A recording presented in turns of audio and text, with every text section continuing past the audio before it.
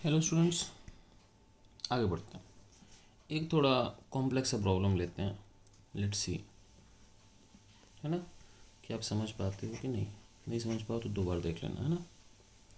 Question है कि if a body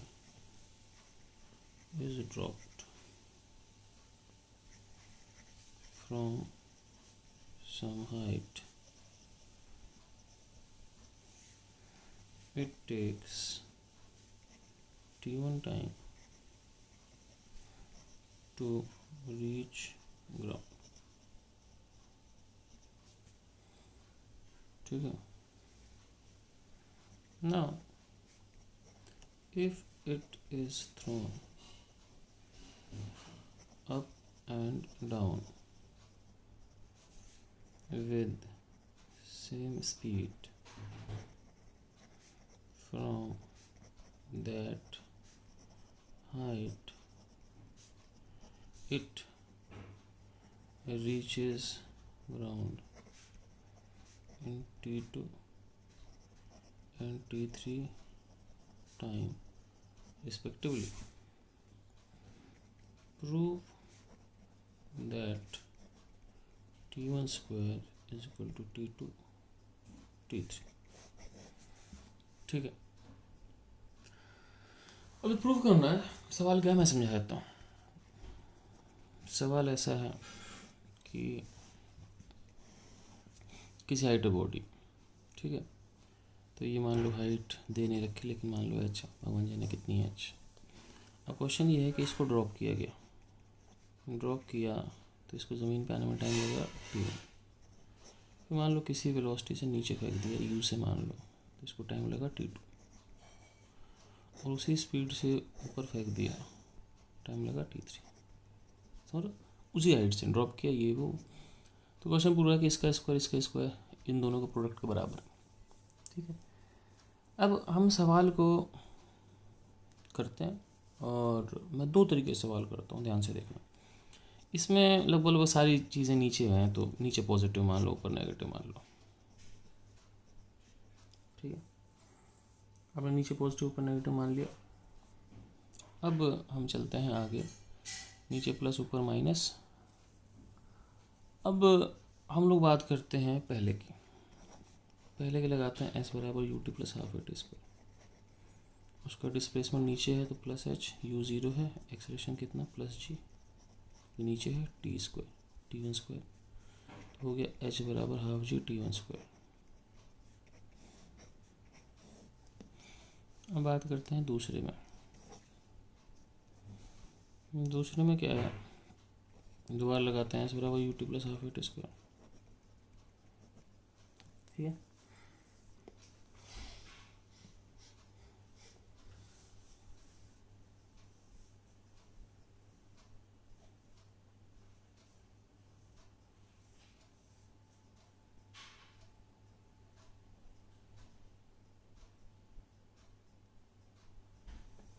तो इसमें अब डिस्प्लेसमेंट तो इसमें भी अच्छी है। यू की जगह प्लस यू लिख देते हैं, half g t one square यानी टी टू स्क्वायर। और तीसरे में बात करेंगे तो फिर डिस्प्लेसमेंट एच ही है। अब इसका यू ऊपर की तरफ है, तो हम नीचे प्लस माने तो ऊपर माइनस ही हो जाएगा, half g t three square. एक दो तीन इक्वेशन होगी। ठीक है, अब क्या करते हैं कि h की value half g t one square है, तो एक दो तीन को मिला लेते हैं। इस h की वैल्यू यहाँ रख देते हैं, क्या हो जाएगी half g t one square is equal to u t plus half g t two square. ठीक है, और ऐसे ही h की वैल्यू यहाँ रख देते हैं, कितना हो जाएगा half g t one square is equal to u t plus half g t three square. बस थोड़ा सा पंगा क्या है कि यहाँ पर टी वन आएगा, चलो टी टू आएगा, यहाँ क्या आएगा टी थ्री। ठीक है, अब चक्कर है कि हमको यू नहीं चाहिए, तो यू को गायब करना पड़ेगा। तो यहाँ भी टी टू आएगा, यहाँ टी थ्री आएगा। कैसे गायब कर सकते हैं यू को, इसे मल्टीप्लाई करो टी थ्री से, इसे मल्टीप्लाई करो टी टू से, कर दिया, और इन दोनों कर दो क्या करोगे इन दोनों का? अच्छा एक सेकंड, ये माइनस था, अब इन दोनों कर दो ऐड, तो ये हो जाएगा U T2T3, ये हो जाएगा U T3T2, ये प्लस का ये माइनस का कट जाएंगे। अब क्या आएगा आपके पास, मैं समझा रहा हूँ, आपके पास आ जाएगा हाफ जी, इसके साथ आ जाएगा T1² T3, है ना। इनफैक्ट हाफ जी T1² दोनों में ही आएगा, इसके साथ आएगा T3, उसके साथ आ जाएगा T2, ये वाली टर्म कट जाएगी, इज इक्वल टू हाफ जी। अब यहाँ आएगा T2² T3, यहाँ आएगा T3² T2, तो देखो T2 T3 तो दोनों में रहेगा, एक T2 एक T3 बच गया, एक T2 एक T2 एक T3 बच गया T3। अब क्या हुआ आपके पास, हाफ जी कट गया, T3 प्लस T2 कट गया, तो मेरे पास प्रूफ हो गया कि T1² T2 T3 के बराबर। ठीक है, आप चाहो तो एक बार फिर देख लेना। इसको मैं और भी कई तरीके से कर सकता हूँ, जैसे मान लो एक तरीका और देख लेते हैं, कई बार दो तरीका देखना ठीक है, तो आपको दो नए ऑप्शन मिल जाते हैं। तो let's do it with a different way, in a different way. ठीक, तो पेज नंबर 2,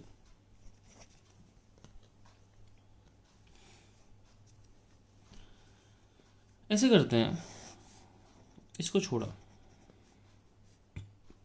0 स्पीड से, रेस्ट से छोड़ा, ये ज़मीन पे गिर गया। ठीक है, इसको नीचे छोड़ा था, इसको ऊपर छोड़ा था, T1 T2 T3, सारी हाइट्स h थी। अब मैं आपसे कह रहा हूँ, जैसे इसको यू से इसको यू से, ये वापस भी यू से आएगा। अब कायदे से ये भी यू से ये भी यू से, बस इसको इतना टाइम ज़्यादा लगेगा, बाकी ये दोनों सेम है। तो अगर ये ज़मीन पे वी से गिरेगा तो ये भी वी से गिरेगा, दोनों सेम ही है, बस जो तीसरा केस है उसको टाइम ज़्यादा लगा, इतना टाइम ज़्यादा लग गया। बाकी वापस ये भी यू से आएगा, उसके बाद दोनों साथ साथ मतलब उसके बाद एक जैसी मोशन दोनों की। तो ये जो यहाँ से यहाँ तक का टाइम है, ये डिफरेंस है T3 T2 में। ठीक है, समझ बात। जैसे मान लो ये T2, तो यहाँ से यहाँ भी T2, ये डिफरेंस है। अब होता क्या है, V² माइनस U² बराबर 2s, एक फॉर्मूला होता है। ठीक है, सही, ठीक। और एक फॉर्मूला होता है V माइनस यू बराबर 80। अब देखो मैं क्या कर रहा हूँ, समझना मेरी बात, पता नहीं मैं क्या कर रहा हूँ, लेट्स सी। अब हम लोग क्या करते हैं कि ये जो फॉर्मूला V माइनस यू बराबर 80, इसको दो जगह यूज़ करते हैं। इसको एक सेकंड में यूज़ करते हैं, थर्ड में यूज़ करते हैं। हमने नीचे प्लस मान लिया, ऊपर माइनस मान लिया। जब इसको मैं सेकंड में यूज़ करूँगा तो फाइनल वेलोसिटी V है, इनिशियल वेलोसिटी U है, V positive U positive, V minus you बराबर 80, G पॉजिटिव, T की जगह T1। सेम यूज़ करेंगे तो V माइनस यू की जगह प्लस यू बराबर G T2, सॉरी ये T2 है, ये T3। ठीक है, अब इन दोनों कर देते हैं मल्टीप्लाई। ठीक है, मल्टीप्लाई करेंगे तो क्या आ जाएगा, V² माइनस U² बराबर G² T2 T3, और V² माइनस U² क्या होता है, 2as नहीं होता, 2as की वैल्यू रख देते हैं 2a को लिख देते हैं G, और डिस्प्लेसमेंट को लिख देते हैं H। ठीक है, सही है। और यहाँ से लिख देते हैं S बराबर UT plus half AT²। S कितना हो गया, H, U0 half acceleration G T² T की जगह T1²। समझ रहे हो आप मेरी बात। इस वाले पहले वाले इक्वेशन से ले लो, डिस्प्लेसमेंट H नीचे की तरफ, U0 acceleration G time T। ठीक है, तो यहाँ से मेरे पास आ गया G² T2 T3 बराबर 2GH, कितना आ गया, हाफ G T1²। ठीक है, 2 से 2 कट गया, G² कट गया। तो एक ये भी प्रूफ है कि T1² equal to T2 T3, sorry. ठीक है, तो इस तरीके से आप सवालों को कर सकते हो। अब आगे चलते हैं, एक छोटा सा इम्पोर्टेंट पॉइंट है, पीछे बोलता हूँ इसको, ये है कि if a body is dropped,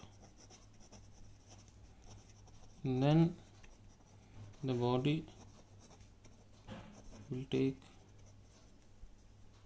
velocity of the hand.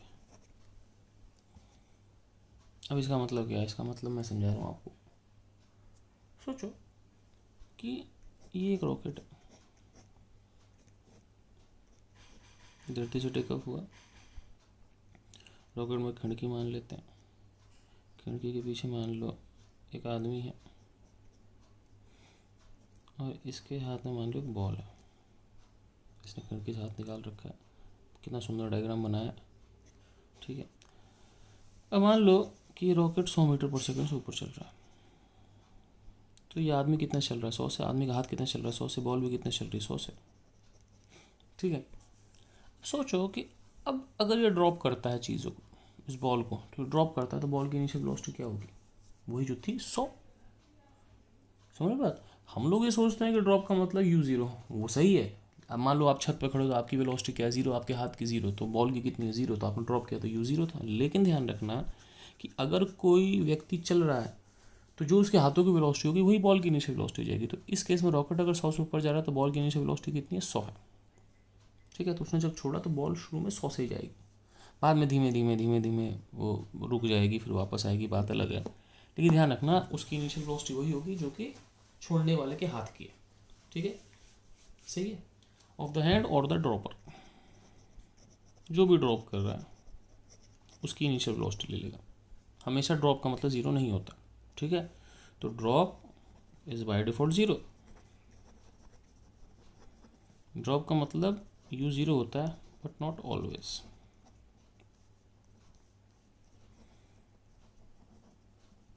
Drop का मतलब हमेशा 0 नहीं होता। चलो भी आगे, चलो भी अब एक क्वेश्चन करते हैं नंबर 3।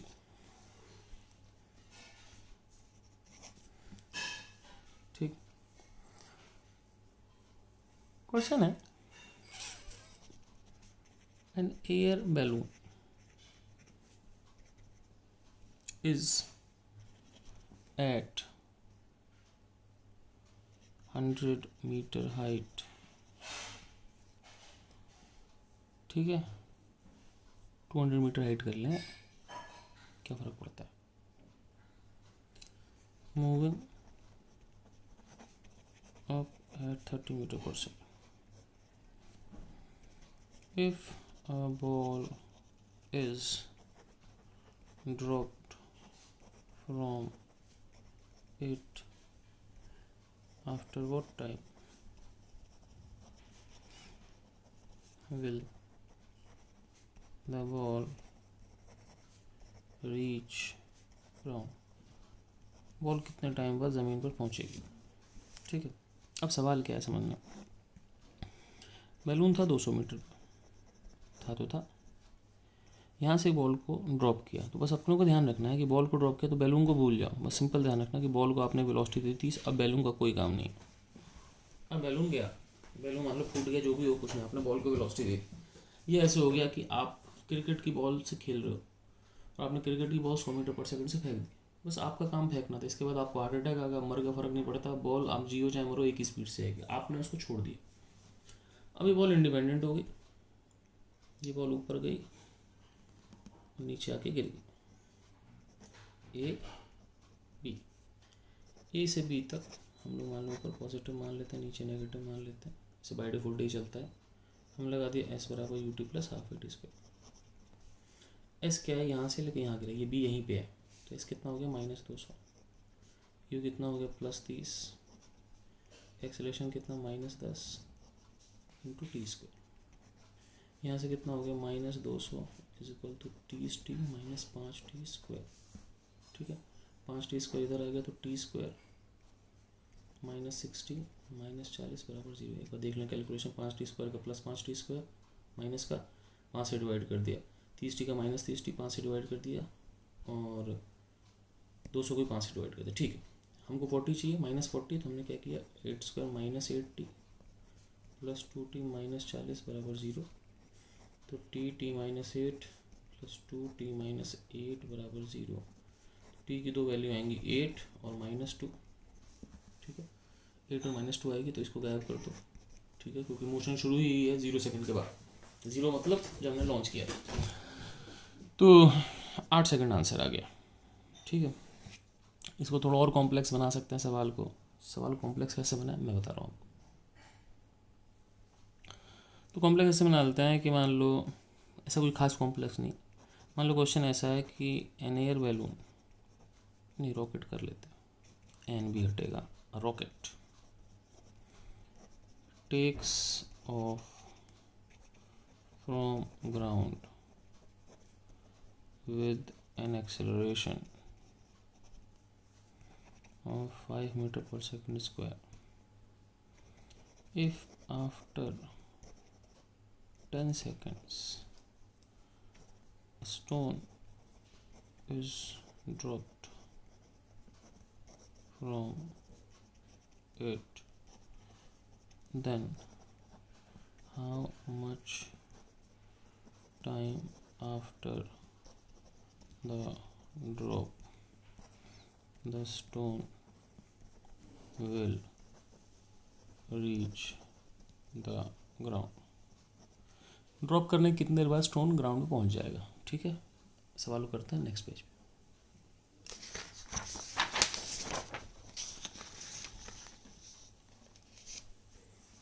Page number 4। ठीक है, अब इसमें दो चीज़ें हैं, एक रॉकेट और एक वो है ना। तो होता क्या है कि रॉकेट को 5 मीटर पर सेकंड एक्सेलरेशन छोड़ते। पहले रॉकेट की बात करते। रॉकेट का एक्सेलरेशन था 5। अब इसमें कई लोगों को समस्या होती है। कई लोग कहते हैं तो देखो ज़मीन के कारण एक्सेलरेशन 10 मीटर पर सेकंड स्क्वायर है, रॉकेट को 5 दिया तो वो तो ज़मीन में घुस जाएगा। भाई साहब कोई रॉकेट ज़मीन में नहीं घुसता, उसका एक्सेलरेशन 5 है मतलब 5 है। ठीक है ना, मतलब एक्चुअली आपने इतना फोर्स लगाया कि उसकी एक्सेलरेशन 15 हो। समझना आप, आपने इतना फोर्स लगाया कि एक्सेलरेशन कितनी हो 15 हो। 10 समझ लो ज़मीन ने कम कर दी, तो जो रिजल्टेंट 5 है मतलब सब कुछ जोड़ घटा के 5 बच गया। एक्सेलरेशन 5 का मतलब क्या होता है? Acceleration change in velocity by time होती है, मतलब हर सेकंड उसकी वेलोसिटी 5 बढ़ रही है। Sir acceleration is change in velocity by time, तो एक्सेलरेशन 5 का मतलब हर सेकंड उसकी वेलोसिटी 5 बढ़ रही है। ठीक है, तो आपके पास एक्सेलरेशन आ गया 5। अब क्वेश्चन कर रहा है 10 सेकंड बाद। 10 सेकंड बाद v बराबर u प्लस 80। इनिशियल वेलोसिटी 0 मान लेते हैं। ठीक है, अगर नहीं दे रखी तो 0 मानते हैं हमेशा ना। एक्सेलरेशन कितना है 5, टाइम कितना है 10, उसकी वेलोसिटी होगी 50 और डिस्प्लेसमेंट होगा ut plus half eighty square. u 0, acceleration 5, T कितना 10 सेकंड। 10 सेकंड में कितना हो गया 500 बाय 2 250 मीटर। इसका मतलब अब सवाल में कुछ नहीं रहा। अब सवाल सिंपल है कि वो 250 मीटर की हाइट पे था और वो कितना चल रहा था, वो चल रहा था 50 मीटर पर सेकंड से। जब मैंने क्या किया, एक बॉल को उससे छोड़ा, अब कितने टाइम में नीचे आएगा, ए बी। सिंपल। अब रॉकेट का कोई काम नहीं, रॉकेट जी मरे कोई फ़र्क नहीं पड़ता हमको। एस बराबर you t plus half eighty square. Displacement कितना है -250, यू कितना है 50, टाइम पता नहीं, एक्सेलरेशन -10, टाइम पता नहीं। ठीक है, इस इक्वेशन को सॉल्व करना है। ये -5t स्क्वायर इधर आ जाएगा 5t स्क्वायर, -50t -250 बराबर कितना होगा 0। ठीक है, 5t स्क्वायर का क्या होगा टी स्क्वायर -10t, 5 से डिवाइड कर दिए -50 बराबर 0। अब इसको सॉल्व करते हैं। क्या सॉल्व करेंगे हम, क्या करते हैं कि सोचने दो एक मिनट। तो ये हो गया। अब इसका सॉल्यूशन करना, वैसे तो मुझे कुछ दिख नहीं रहा तो इसमें सिंपल वो लगाते हैं, डिस्क्रिमिनेंट निकालते हैं। b² - 4ac, b² कितना हो जाएगा 100 -4ac का हो जाएगा 200। b² -10 का स्क्वायर 100 -4ac -4 × 1 × -50 200 कितना हो गया 300। तो आपके पास t की दो वैल्यू आएंगी -b plus minus √d/2a। -b की जगह 10 प्लस माइनस √300/2a, 2a की जगह 2। ठीक है, तो ये आपके पास हो गया 10 plus minus 10√3 divide by 2, 5 plus minus 5√3। सही। अब 5 माइनस 5√3 तो नेगेटिव चीज जाएगा, तो हमारे पास जो काम की चीज़ है वो 5 + 5√3, this much time you can get. ठीक है। हालांकि इसको करने का एक तरीका और भी है, वो ये है कि जो मैक्सिमम हाइट होती है u²/2g होती है, तो u²/2g हो गया 50 से, छोड़ा था ना उसको 50 से, तो बाय 2g, तो ये हो गया 500/20, 250 मीटर। और ऊपर जाने का टाइम होता है u/g, तो किसी को 50 से फेंकोगे तो 50/10, मतलब 5 सेकंड उसको ऊपर जाने में लगेंगे, लगे ऊपर जाने में। अब क्या होता है कि समझना मेरे, 5 सेकंड तो ऊपर जाने लगे। अब क्या हुआ, इसको यहाँ से छोड़ा, ये यहाँ से यहाँ ड्रॉप हुआ। अब आप ये सोचो कि ये कितने मीटर ऊपर गया, 250 मीटर। और स्टार्ट भी, और रॉकेट भी स्टार्टिंग में कितना था, 250 मीटर था। तुम कहोगे कहाँ था सर, मैं कहा देखो ना यहाँ था। तो बेसिकली अब यहाँ जाकर रुक गया वो, और फिर नीचे आया, तो ये एक ड्रॉप हो गया। कितने का ड्रॉप हो गया, 500 मीटर का। तो मुझे पता है ड्रॉप में टाइम कितना लगता है, 2h/g। h कितना है, 500, g कितना है, 10। ठीक है, तो ये आपके पास हो गया, कितना हो गया ना मुन्ने ना, गड़बड़ होगी, बहुत बड़ी गड़बड़ होगी। देखो बड़े बड़े लोग भी गलती कर देते हैं, सचिन तेंदुलकर भी 0 पे आउट हो जाता है, फिर मेरी तो क्या औकात है। देखो कितनी बड़ी गलती करी मैंने, u²/2g, u है 50, 50 का स्क्वायर बाय 2g, 50 का स्क्वायर को 500 लिख दिया। नहीं, क्या 50 का स्क्वायर 500 होता है ना, 50 का स्क्वायर होता है 2500। ये हो गया आपके पास 2500/20, so this becomes 250/2, that becomes 125। लो जी भाई 125 मीटर। अब ये कितना आ गया, 250 + 125, 375 मीटर। देखो भाई साहब कितनी गलती है।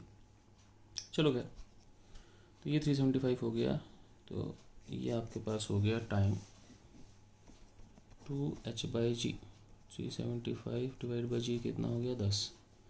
2 × 375 कितना हो गया आपके पास, हो गया 2 × 375 कितना होता है, 750, 750/10 √75, √75 हो गया √25 × 3, 25 का 5, 5√3।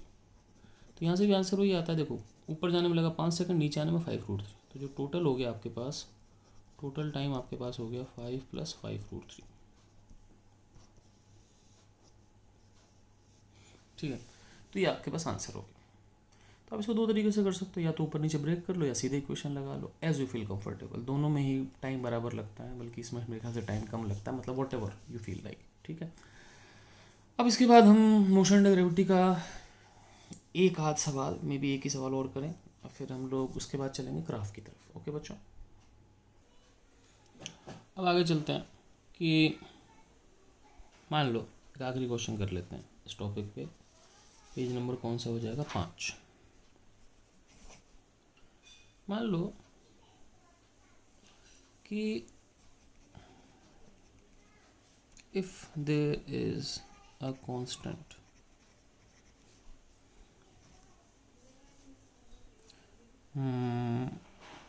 resistive force of air opposite to velocity, लिखने की ज़रूरत नहीं है, हमेशा रेजिस्टिव फोर्स वेलोसिटी को अपोजिट लगता है। जैसे अगर आप ईस्ट चलोगे तो हवा का फ्रिक्शन आप पे वेस्ट लगेगा, वेस्ट चलोगे तो ईस्ट लगेगा। It is a constant resistive force of air opposite to velocity, then if a body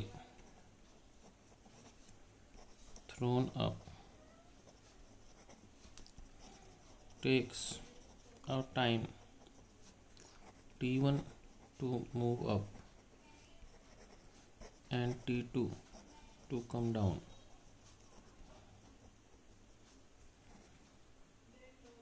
which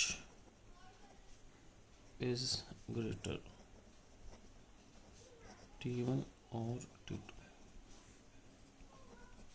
ठीक है, हमने क्या किया, हमने बॉडी को ऊपर फेंका और एयर का रेजिस्टेंस है। ठीक है, और समझना मैं क्या कह रहा हूँ। आपने बॉडी को ऊपर फेंका, कितने से फेंका किसी को नहीं पता, मान लो यू।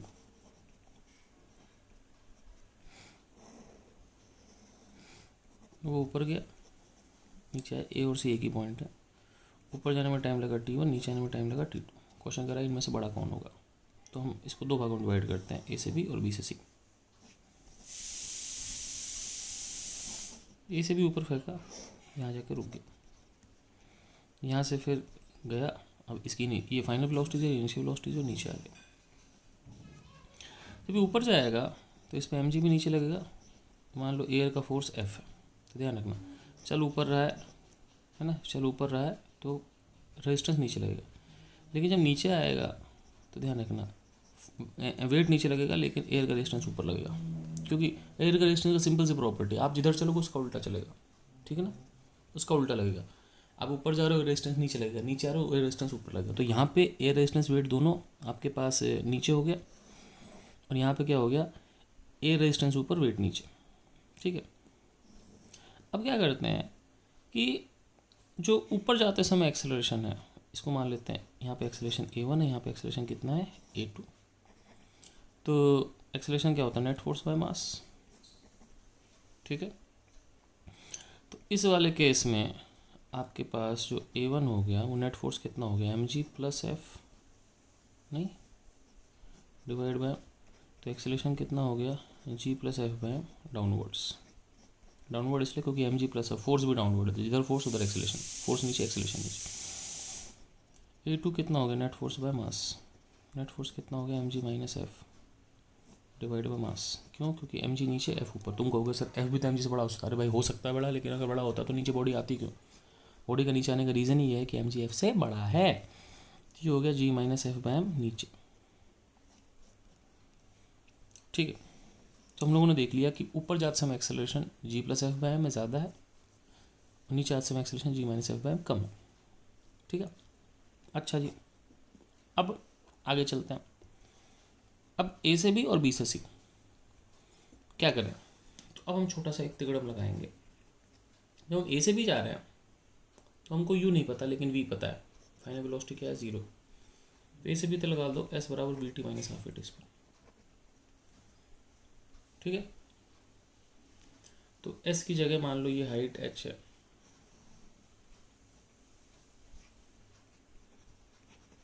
ठीक है। तो डिस्प्लेसमेंट की जगह मैंने क्या लगा दिया, H plus H, final velocity 0। Acceleration नीचे की तरफ a1 है, तो हम क्या करते हैं कि नीचे की तरफ a1 है तो माइनस a1 इंटू टी1 स्क्वायर, तो टी1 स्क्वायर हो गया आपके पास 2h बाई a1।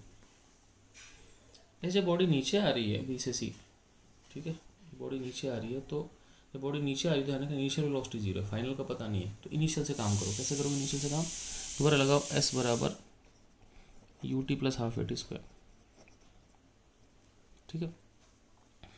अब आपके पास क्या हो गया, इस केस में डिस्प्लेसमेंट आपके पास माइनस एच होगी। माइनस एच क्यों भाई साहब, क्योंकि सिंपल सी बात है, यही है एच लेकिन नीचे की तरफ एच, तो माइनस एच बराबर क्या हो गया यू टी छोड़ दो, एक्सेलरेशन आपके पास माइनस a2 है नीचे की तरफ इंटू टी2 स्क्वायर, टी2 कितना आ गया 2h by a2 T2 square.